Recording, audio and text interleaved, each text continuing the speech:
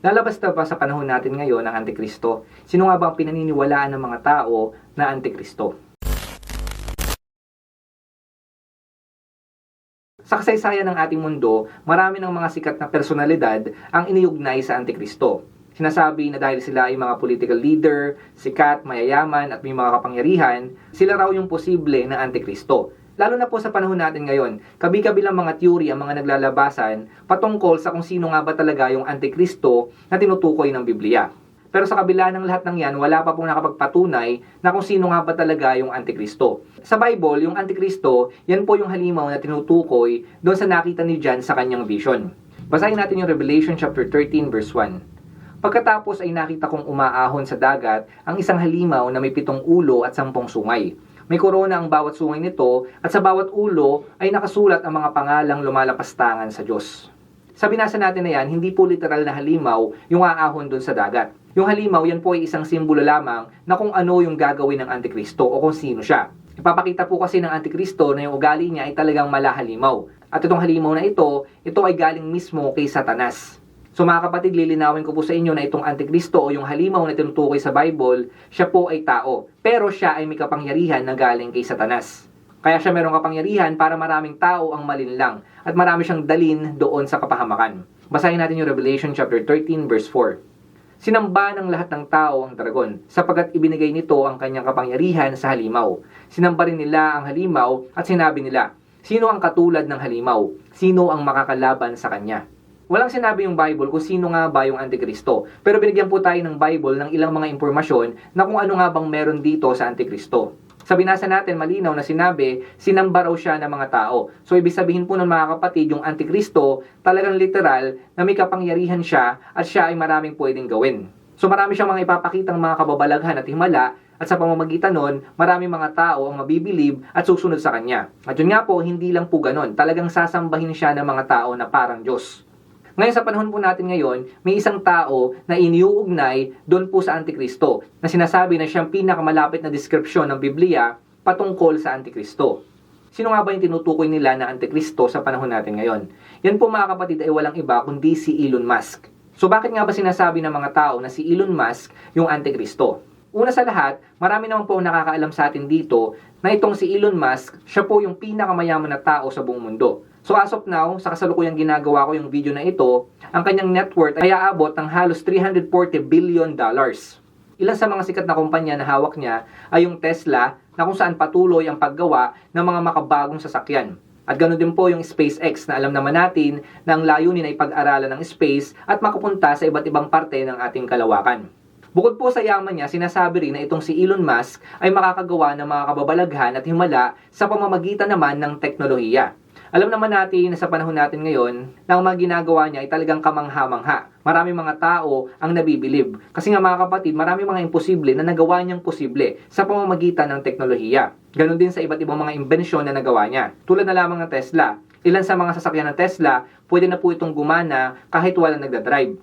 So doon pala makikita natin, napaka-imposible pero naging posible. At isa sa pinakamatinding ginawa niya sa kasaysayan ng ating mundo ay yung nagawa niya na maibalik yung mismong rocket sa kinilalagyan niya. So umalis na po yung rocket pero nakabalik pa rin siya doon mismo na kung saan siya nag-launch. Kasi madalas mga kapatid yung mga rocket, kapag pinalipad na yan, hindi na yan makakabalik. Napakalabo na po. Pero nakita natin na nagawa ni Elon Musk na maibalik yung rocket na lumipad na. So maraming mga tao ang namangha kay Elon Musk dahil nga po sa nagawa niya yung bagay na imposible. Ngayon, yung mga tao, nire-relate si Elon Musk doon sa Antikristo dahil nga sa mga kababalaghan na ginagawa niya. Kahit nga, yung mga kababalaghan, buhat doon sa kalangitan. So maaaring yan raw po yung katuparan ng propesiya na ito. Basahin natin yung Revelation chapter 13 verse 13. Kahanga-hanga ang mga kababalaghang ginawa ng pangalawang halimaw. Nagpaulan siya ng apoy mula sa langit at ito'y nasaksihan ng mga tao. So nakita natin dito ang sabi, nagpaulan daw siya ng apoy sa langit. Maaring ito ay hindi literal na apoy, pero ito ay maaring gawa ni Elon Musk sa pamamagitan ng SpaceX. At yun nga, dahil marami mga taong namamangha sa kanya ngayon sa mga ginawa niya, posible na siya raw yung Antikristo. Siya raw yung tinutukoy dito sa propesiya na ito. Marami pa pong mga project itong si Elon Musk na talagang inaabangan ng mga tao. At marami mga tao ngayon ang nabibilib sa kanya. Pinupuri po siya sa lahat ng mga project na nagagawa niya. Kasi madalas yung mga project niya talagang nagiging successful. At talagang kamangha-mangha yung mga ginagawa niya. Ngayon nga, sinasabi ng mga tao, pwedeng ito ay kababalaghan at mga himala. Marami na rin po mga project si Elon Musk na pumapatungkol sa AI o sa mga artificial intelligence. Kita naman po natin sa panahon natin ngayon, napakatindi na po ng nagagawa ng mga artificial intelligence. Maraming mga naniniwala na pagdating ng tribulation, magagamit po yung AI para po sa panlilinlang na gagawin ni Satan sa pamamagitan ng halimaw. Sa panahon natin ngayon, kung titingnan natin yung AI, nakakamangha na po siya kasi pwede mo na siyang kausapin. Ngayon sinasabi ng Bible na yung imahe ng halimaw o ng Antikristo, siya raw po ay magsasalita. Basahin natin yung Revelation chapter 13 verse 15. Ipinahintulot din sa kanya na bigyan niya ng hininga ang larawan ng unang halimaw. Kaya't nakapagsalita ang larawan at ipinapatay nito ang lahat ng ayaw sumamba sa kanya. Sa verse na binasa po natin, sinasabi na yan daw po ay pumapatungkol sa AI. Dahil nga merong larawan na nagsasalita. So alam naman natin sa panahon natin ngayon, yung AI nagsasalita na po yan at nakakausap na natin yan. So matindi na po yung impact ng AI sa panahon natin ngayon. At habang tumatagal, patuloy na nade-develop yung AI. Sa pamamagitan din po yan ni Elon Musk. Kaya nire-relate po nila yung AI doon sa Antikristo. Na yun nga, maaaring si Elon Musk. At ang sinasabi nila na pinakamalapit na patunay na si Elon Musk, siya yung Antikristo, kasi po dine-develop niya yung project na Neuralink. Ang Neuralink, isa po itong chip na nilalagay sa utak ng mga tao para makontrol yung emosyon at kung ano pa pang pwedeng gawin ng tao.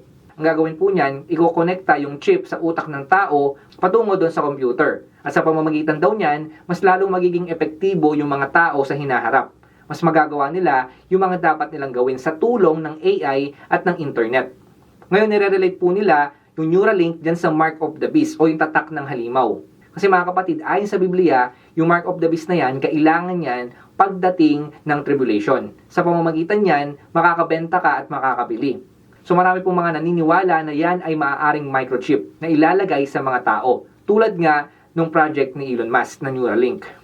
Basahin natin yung Revelation chapter 13 verse 16 to 17. Sa pilitang pinatatakan ng ikalawang halimaw ang lahat ng tao sa kanilang kanang kamay o sa noo. Maging sila'y dakila o hamak, mayaman o mahirap, alipin o malaya.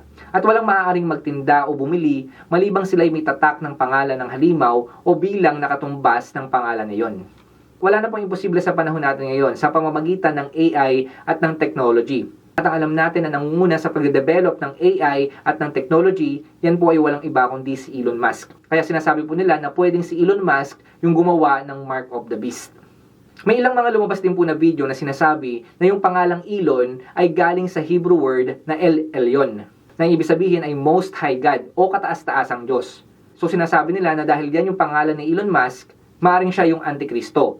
Kasi nga lalapastanganin niya yung Diyos. At hindi lang yon, magpapakilala na siya ang Diyos. Yan po yung sinasabi sa propesiya ng Biblia. Basahin po natin yung 2 Thessalonians chapter 2 verse 3 to 4. Huwag kayong magpapadaya kanino man sa anumang paraan. Hindi darating ang araw ng Panginoon hanggat di pa nagaganap ang huling paghihimagsik laban sa Diyos at ang paglitaw ng suwail na itinakda sa kapahamakan. Itataas niya ang kanyang sarili at kakalabanin ang lahat ng kinikilalang Diyos at sinasamba ng mga tao. Uupo siya sa templo ng Diyos at magpapakilalang siya ang Diyos. Yan po sinasabi ng ilan na yun nga, dahil yung pangalan ni Elon Musk related sa Diyos, maaaring siya raw po yung Antikristo na maghihimagsik at magpapakilala na Diyos. May mga nakapansin din na merong kakaibang kinikilos itong si Elon Musk. May ilang mga video na kumala sa internet na pinapakita na parang may pagka-weirdo yung ilang mga kilos niya. Na sinasabi nila na ito ay maaaring may sa demonyo. At siya ay hindi pangkaraniwang tao lamang. Dahil sa mga sinasabi ng mga tao na yan, ang tanong, ito bang si Elon Musk, siya na po ba talaga yung Antikristo?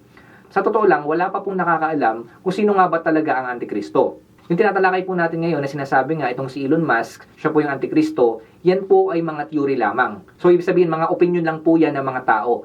At nagkataon lang, marami mga katangian yung Antikristo na sumasakto kay Elon Musk. Pero mga kapatid, hindi nangangahulugan na siya na nga yung Antikristo. So hanggang ngayon, di pa po natin alam kung sino yung Antikristo. Una sa lahat, wala nga po sinasabi yung Biblia patungkol doon. At hindi pa nga siya nagpapakilala. So hanggat hindi pa nagpapakilala o lumalabas yung Antikristo, hindi tayo pwede magsabi kung sino nga ba talaga yung Antikristo. So ang dapat gawin lang natin, instead na yung Antikristo yung abangan natin, syempre ang abangan natin yung tunay na Kristo. Yan po yung ating Panginoong Kristo na ating tagapagligtas. So kung alam natin na malapit nang lumabas yung Antikristo sa panahon natin ngayon, isa lang din po yung ibig sabihin niyan. Malapit na rin bumalik yung ating Panginoong Kristo. Siya yung tunay na Kristo, yung ating tagapagligtas.